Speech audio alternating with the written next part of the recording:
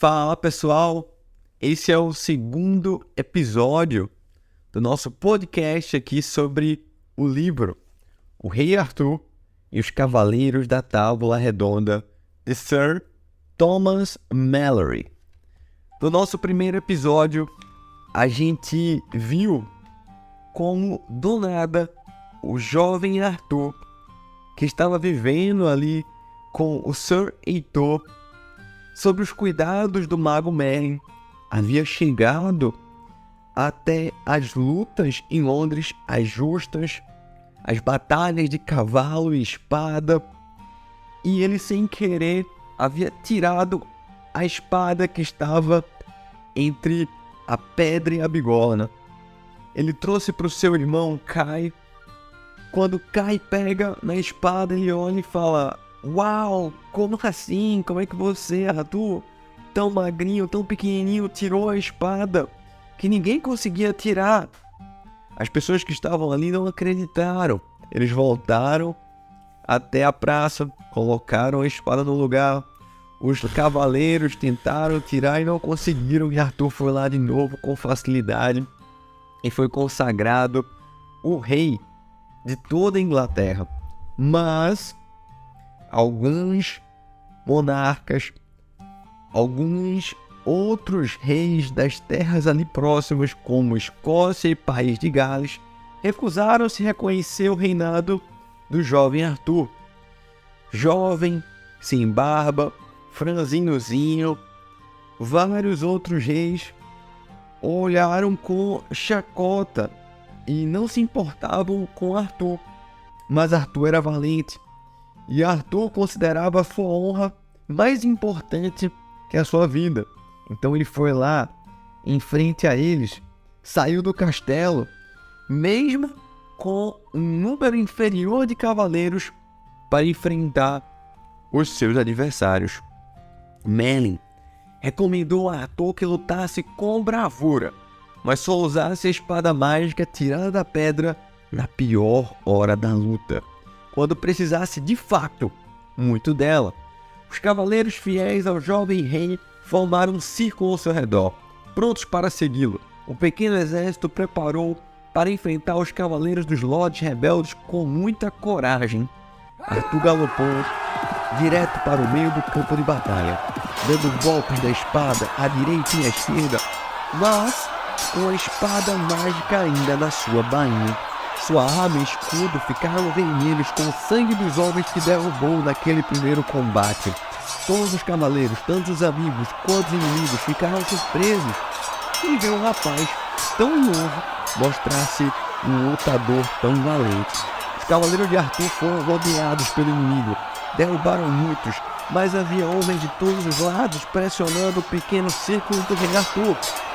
O rei Lot conseguiu ferir o cavalo de Arthur e mandá-lo para o chão. O jovem levantou-se rápido e pegou outro cavalo para continuar a batalha. Lutou bastante ainda, mas chegou uma hora em que percebeu que a situação estava muito difícil. Ele e seus amigos estavam prestes a morrer. E Arthur lembrou-se do conselho do Mago Merlin. Puxou a espada mágica da bainha e ela brilhou com a luz de muitas e muitas tochas. Quando o jovem rei a ergueu acima da cabeça, os cavaleiros amigos sentiram-se abençoados e voltaram a atacar os inimigos com muita força. Arthur derrubou mais 4 cavaleiros à sua frente com sua arma iluminada.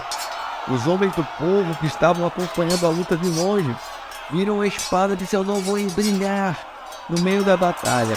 Encheram-se de coragem, armaram-se de paus e pedras, porque não sabiam lutar com espadas como os nobres cavaleiros. Atacaram os inimigos a pé, indo sem armadura contra as espadas e lanças dos cavaleiros dos lordes rebeldes. Estes ficaram em desvantagem. Os homens do povo e os cavaleiros leais a Arthur, animados pela espada brilhante, foram demais para eles. Ao verem tantos dos seus caídos no campo, os exércitos rebeldes retiraram-se da luta, e essa foi a primeira vitória do rei Arthur, o legítimo rei da Inglaterra.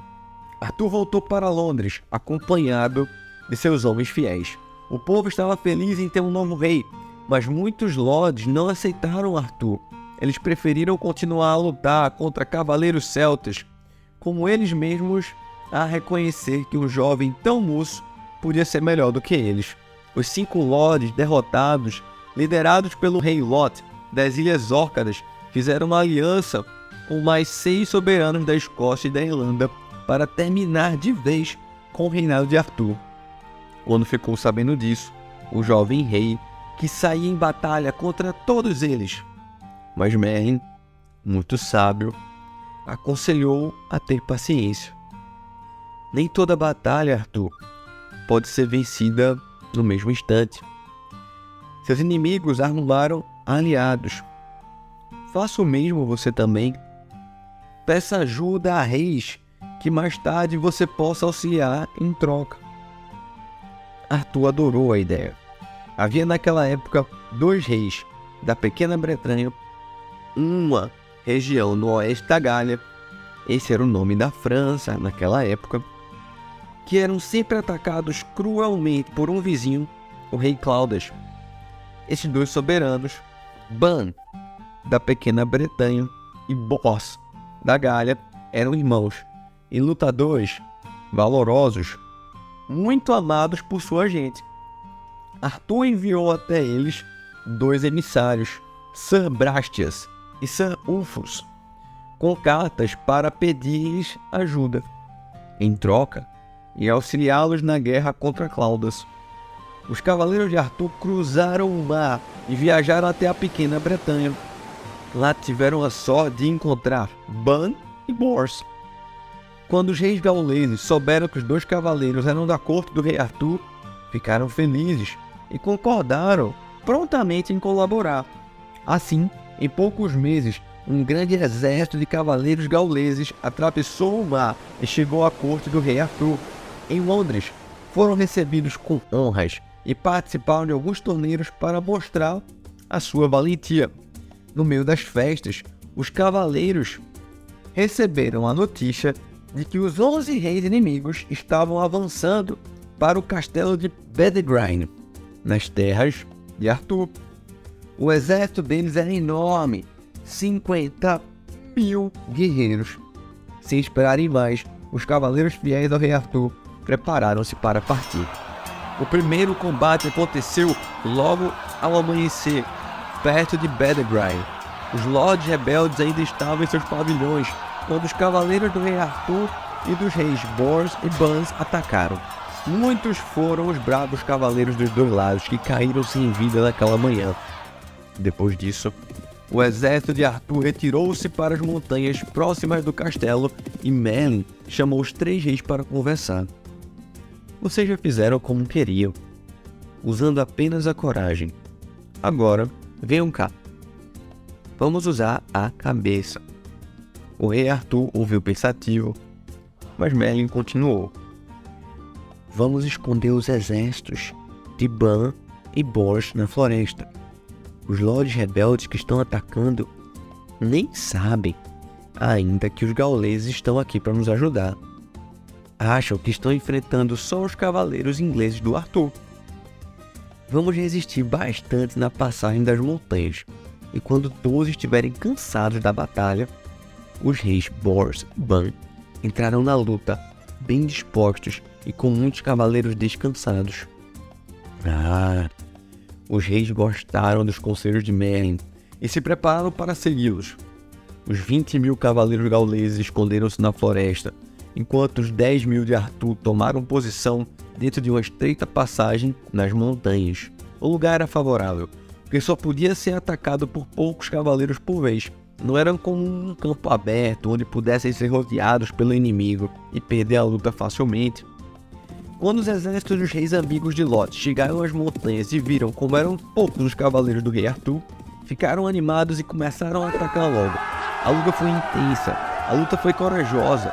Sir Brastias, Sir Ulfus, Sir Heitor, Sir Kai e todos os outros amigos de Arthur mostraram-se ótimos homens de armas, capazes de rachar com a espada o escudo dos cavaleiros inimigos e jogar longe com a lança os nobres de seus cavalos.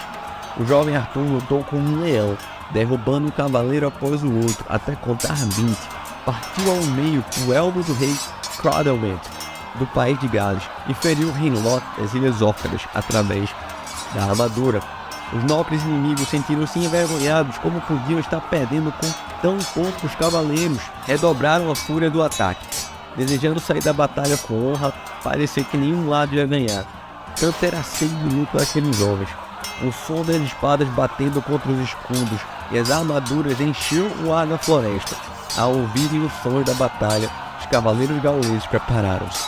Empunharam suas espadas e colocaram seus escudos no braços. E levantaram seus estandartes verdes e dourados.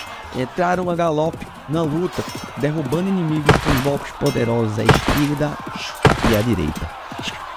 Os cavaleiros dos lordes rebeldes começaram a cair, massacrados por aquele grande número de guerreiros que tinham surgido. Ninguém sabia de onde. Mas aquele é o estandarte dos reis Boris e Ban, disse o rei Lot horrorizado. Jesus, me ajude. Eles são os melhores cavaleiros da cristandade. E de fato, os reis irmãos mostraram-se muito valorosos, derrubando quem aparecia na frente. Os inimigos recuaram com pavor ao verem tantos dos seus guerreiros tingindo a grama do chão e a água dos riachos de sangue. Quando chegou a noite, foi grande a tristeza de todos os cavaleiros. Muitos homens corajosos haviam morrido naquela batalha. Merlin aconselhou a Arthur a não continuar a luta no dia seguinte.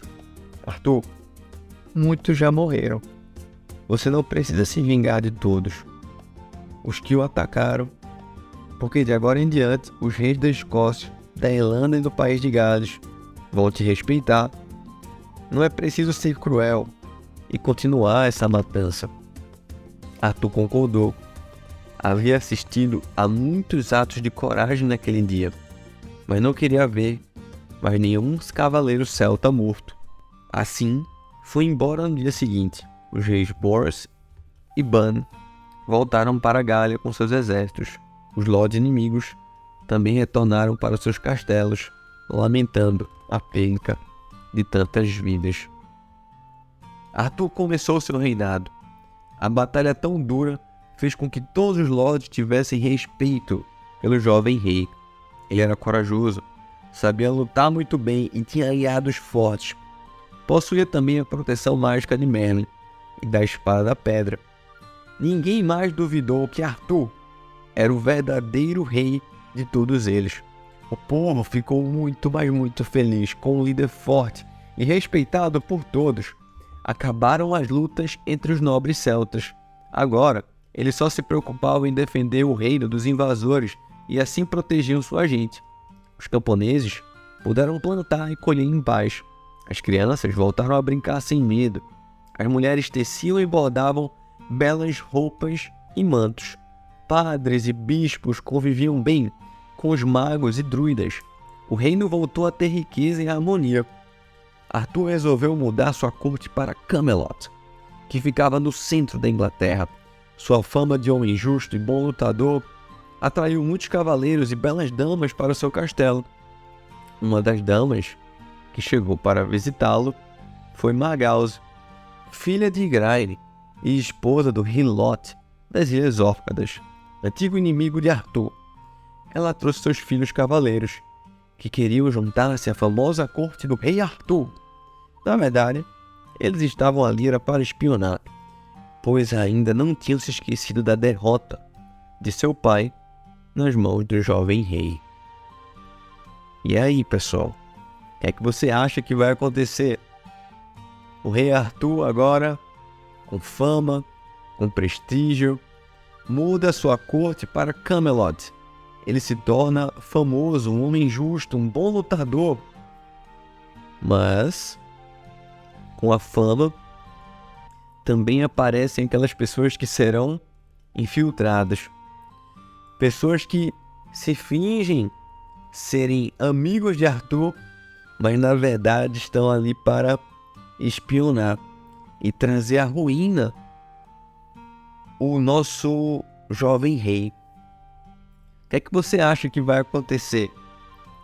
Será que Arthur vai sucumbir?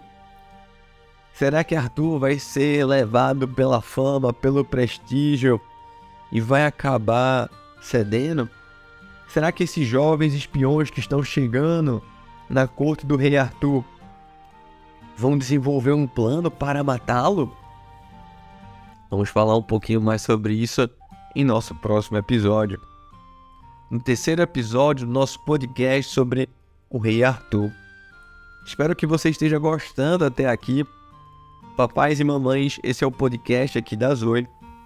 Se esse conteúdo está sendo engrandecedor para você, se você, assim como eu, é entusiasta da literatura clássica, você conseguiu observar em cada uma das etapas dessa história os valores, as virtudes que são passadas ao longo de toda essa narrativa, eu quero te pedir um favor.